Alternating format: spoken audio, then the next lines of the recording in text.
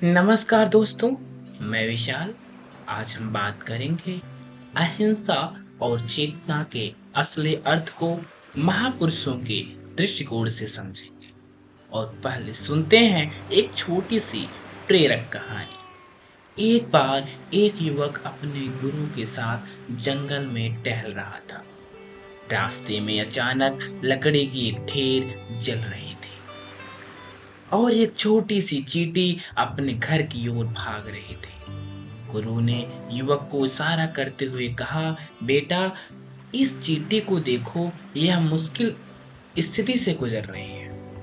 इसे भी अपनी जान की चिंता है। युवक ने पास से ही पानी लिया और आग बुझाकर चींटी के रास्ते को सुरक्षित किया। चींटी बच गई।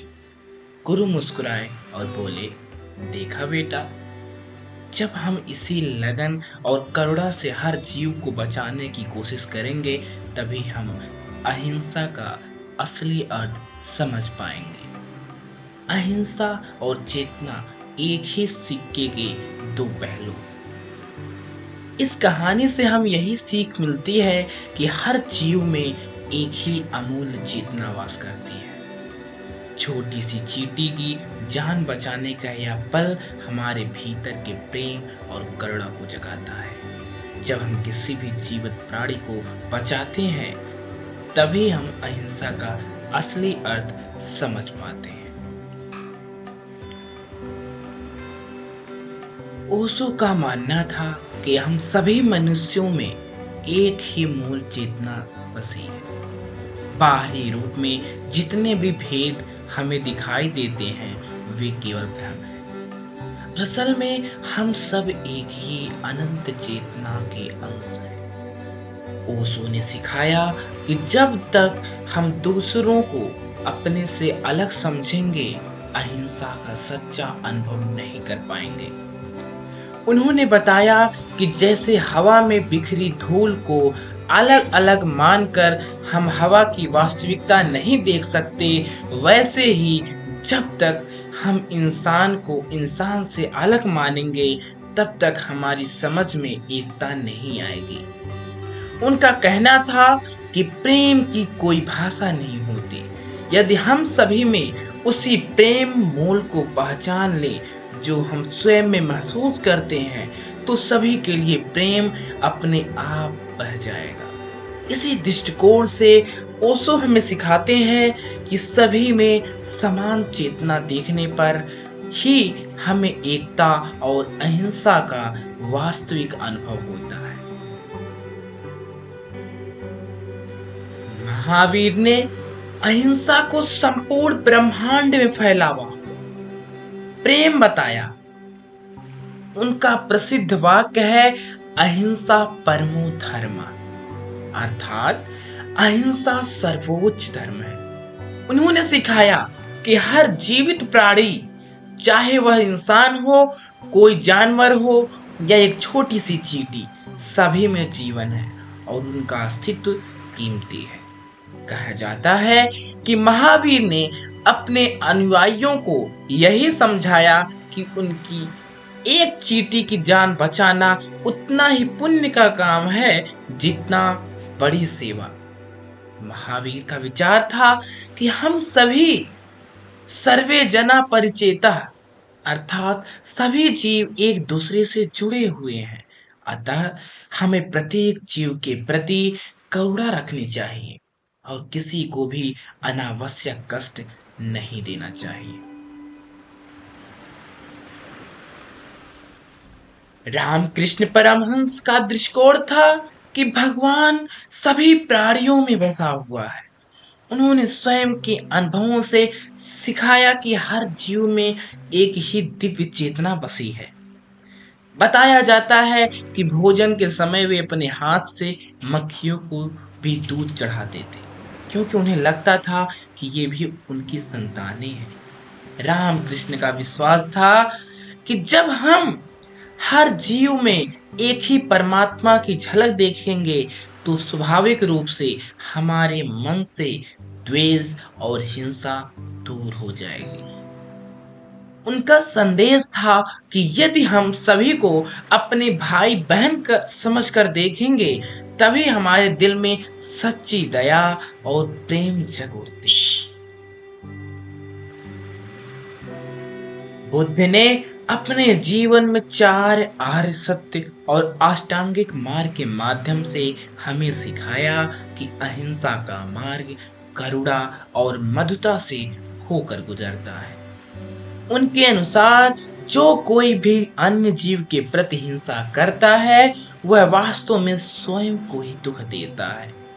बुद्ध ने बार बार बताया कि सभी प्राणी दुख सुख का अनुभव करते हैं, और जब तक हम उनकी पीड़ा को समझकर उनके लिए सहानुभूति नहीं रखते, तब तक पूर्ण मुक्ति संभव नहीं है। उन्होंने कहा था, जो दूसरों की पीड़ा को समझकर करुणा की वृत्ति से कार्य करता है, वही सच्चे अर्थ में मोक्ष की ओर अग्रसर है। बुद्ध का एक प्रसिद्ध मंत्र है, साव्ये सत्ता सुखिता भवन्तु, अर्थात सभी प्राणी सुखी रहें। बुद्ध ने बताया कि असली अहिंसा तब जन्म लेती है जब हम सभी प्राणियों के लिए इसी भावना को रखते हैं। कबीर के दोहे में कबीर दास ने अपने दोहों में अहिंसा और सभी में एक होने की शिक्षा दी है। उन्होंने लिखा है, बुरा जो देखन मैं चला, बुरा न मिलिया को, जो दिल खो जाया अपना, मुझसे बुरा न को। इसका भाव है कि जब हम बाहर दुनिया में बुराई खोजने निकलते हैं, तो हमें वास्तव में कोई बुरा नहीं मिलता। असल में बुराई तो हमारे अपने दिल में होती है। कबीर से यह सीख मिलती है कि जब तक हम अपनी नकारात्मकताओं को दूर कर लेंगे, तभी हम दूसरे में अच्छाई और एकता देख पाएंगे। एक और दोहा है, कबीरा खड़ा बाजार में, मांगे सबकी खैर, ना काहू से दोस्ती, ना काहू से बैर, कबीरा ना काहू से बैर। इसका अर्थ है कि कबीर सबकी भलाई की कामना करते हैं। उनका ना किसी से व्यक्तिगत लगाव है, ना द्वेष। इन दोनों से हमें प्रेरणा मिलती है कि सभी जीवों में एक जैसी आत्मा देखकर हमें भेदभाव त्याग देना चाहिए और सबके लिए शुभकामनाएं रखनी चाहिए। यही अहिंसा का असली बोध है। मेरा मानना है कि आज की इस तेज तर्रार जीवन में भी हम अहिंसा और चेतना की एकता को अपने रोजमर्रा के कामों में शामिल कर सकते हैं। छोटी छोटी आदतें भी गहरा असर डाल सकती है। उदाहरण के लिए, हर सुबह उठकर आस पड़ोस में पेड़ पौधों को पानी देना या किसी भूखे व्यक्ति को खाना खिलाना, ये सब हमारे दिल में करुणा की लहर भर देते हैं। जब हम जानवरों के प्रति कोमलता दिखाते हैं, जैसे अपने पालतू को प्यार देना या सड़कों पर घायल जानवर की मदद करना, तो हम अहिंसा को अपने व्यवहार में ला रहे हैं।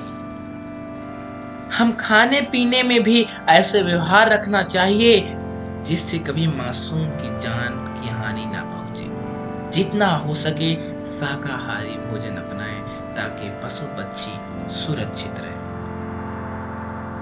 आज सोशल मीडिया के जमाने में भी हमें घृणा फैलाने की बजाय प्रेम और सहयोग के संदेश साझा कर सकते हैं। अगर सड़क पर या भीड़ में हमें कोई जरूरतमंद दिखाई दे, तो हम तुरंत उसकी मदद करें। गुस्से या अफरा तफरी में जब कोई समस्या आए, तो पहले एक पल के लिए रुककर सोचें कि क्या कोई समाधान हो सकता है। इन छोटे छोटे कदमों से हम अपनी आंतरिक चेतना को जागृत कर सकते हैं और अहिंसा को असली मायने में अपनाते हैं। जब हमारे घर, मोहल्ले और समाज में ये आदतें फैलेंगी, तभी वास्तव में प्रेम और शांति की लहर दौड़ेगी। दोस्तों, आज हमने जाना कि अहिंसा और चेतना केवल शब्द नहीं है, बल्कि जीवन जीने की गहरे आदर्श है। ओशो, महावीर, रामकृष्ण परमहंस, बुद्ध और कबीर जैसे महापुरुषों ने हमें दिखाया कि असली एकता और करुण तभी संभव है जब हम अपनी आत्मा से बसने वाली चेतना को सभी में पहचानें। आइए हम सब मिलकर इन महान शिक्षाओं को अपनाएं और अपने जीवन में प्रेम और दया को प्राथमिकता दें।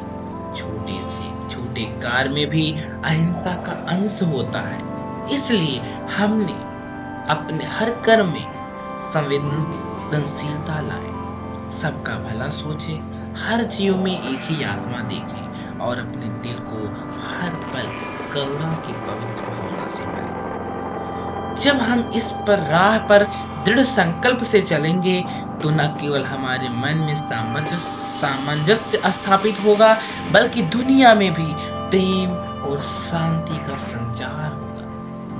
अंत में मैं आप सभी को यह कहना चाहूंगा, प्रेम और शांति के साथ अपना जीवन जिएं, सभी के प्रति दया का भाव रखें। तो दोस्तों, आज के लिए बस इतना ही। जो महापुरुषों के द्वारा बताई गई अहिंसा के बारे में संवेदना उनकी जो थी, हमने उनकी चीजों को आपके सामने व्यक्त किया।